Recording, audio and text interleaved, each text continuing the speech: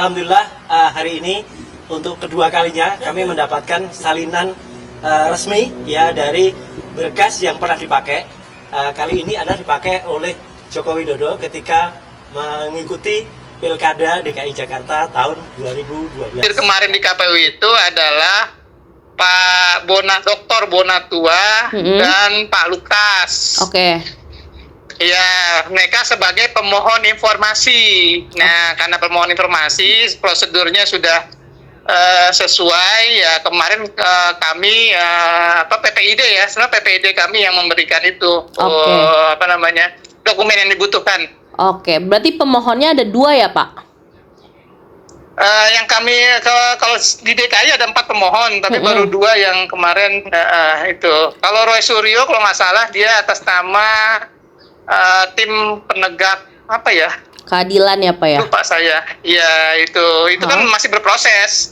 Di kami yang sudah sedang berproses kemarin dua kemarin itu ya Pak Lukas sama Pak siapa namanya? Pak Bonatua. Iya. Bonatua. Oke. PPID ya, Pak ya.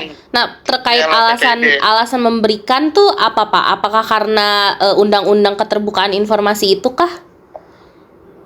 Ya, mungkin pertimbangan PPID sudah ini kalinya sudah memenuhi syarat kali ya.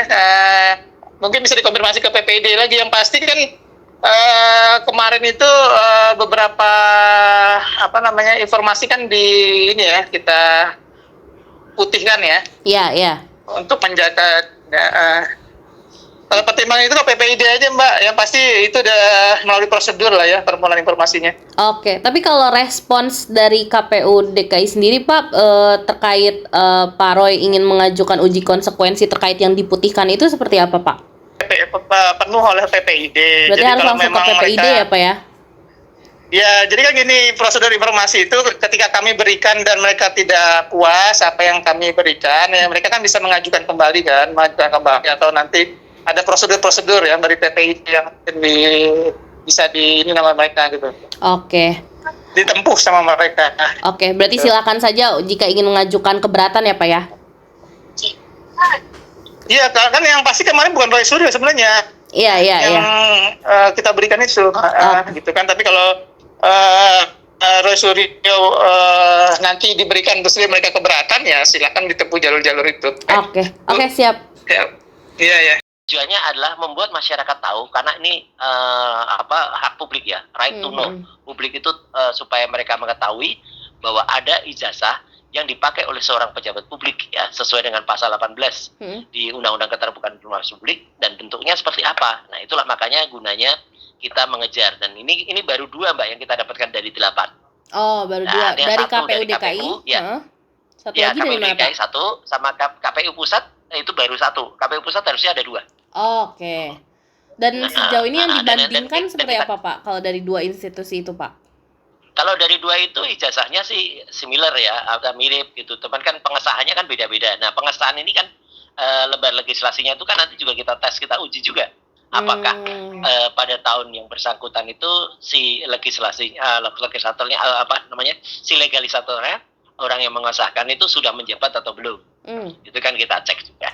Jadi ini semua jelas ada gunanya, sangat berguna untuk memberikan hak kepada masyarakat supaya mereka tahu ijazah dari seorang pejabat publik. Nah, ini dibandingkan juga dengan yang waktu itu pernah diajukan ke Polda, Pak, yang fotokopian yang kita pernah ngobrol itu, makanya, Pak. Betul, makanya, Mbak, saya bisa pastikan ijazah yang dikumpulkan oleh Jokowi ini 99,9% palsu. Karena ijazah itu sudah ada pada kata teliti pada saat kami membuat buku itu. Ijazah yang dikumpulkan di semua tempat titik ini sementara adalah ijazah yang memang berbeda dengan ijazah-ijazah milik teman-teman yang lain. Kan saya sering katakan tuh ada 3 ijazah pembanding. Nomor 1115 miliknya Frono Jiwo, 1116 miliknya Hari Mulyono, 1117 miliknya Sri Murtiningsih. Itu semua sama kalau yang 3 itu. 3 itu identik plus. Sama, logonya, tulisannya sama. Nah, punyanya Joko Widodo 1120 ini beda. Logonya meleset, A-nya agak geser, Z-nya terlalu turun gitu. Nah, gitu. Jadi itu yang kemudian saya sebut waktu A-nya mencotot gitu.